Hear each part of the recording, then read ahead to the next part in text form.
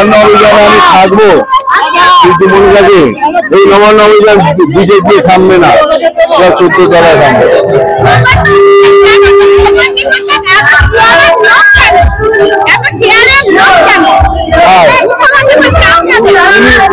উনি মেসমারাইজ হয়ে গেছেন।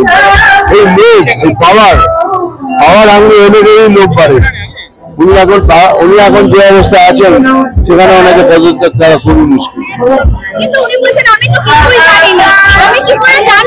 জীবনে প্রথম থেকে যেদিন উনি চিফ মিনিস্টার হয়েছেন সেদিন থেকে আজও কোনো কিছু জানেন, ওটা হাওয়াতে চলছে।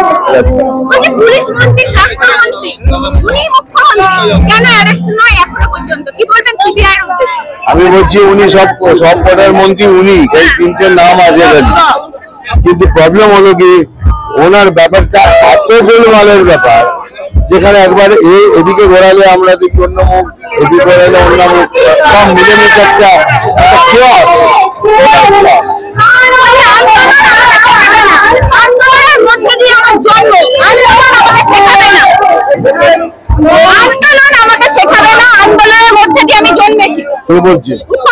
হ্যাঁ, তাহলে উনি যদি জন্মে থাকেন আন্দোলনের মধ্য দিয়ে আমিও জন্মেছি, আমরাও জন্মেছি, আমরা আন্দোলনের মধ্যে থেকেই জন্মেছি। বাংলার ম্যাক্সিমাম ইউথ তারা বাংলা আন্দোলনের মধ্যে দিয়ে জন্মেছে, তো তাদের কিছু সেরকম না।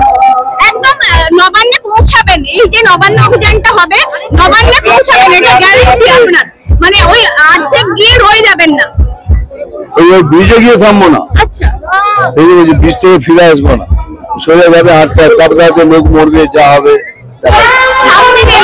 আপনি থাকবেন। কি বলবেন?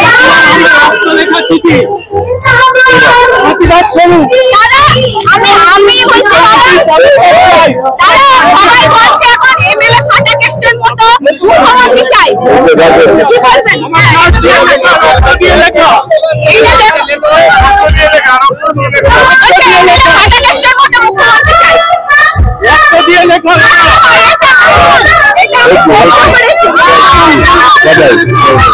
আমরা কিন্তু ভালো করে দেখবেন না, আমরা কোথাও হারিনি এখন, আমরা কিন্তু ধীরে ধীরে ধীরে ধীরে ধীরে ধীরে জিতে আসছি। হ্যাঁ, হয়তো আমাদের ভাবনা চিন্তা একটু ভুল হয়েছিল, একটু লোভ বেশি ছিল, কিন্তু আমরা হারিনি কোথাও। উই আর স্টিল গ্রোয়িং, আর এই গ্রোথ যদি থাকে ইটস ম্যাটার অফ টাইম না, আমরা জিতবই, আমরা জিতবই, আমরা জিতবই।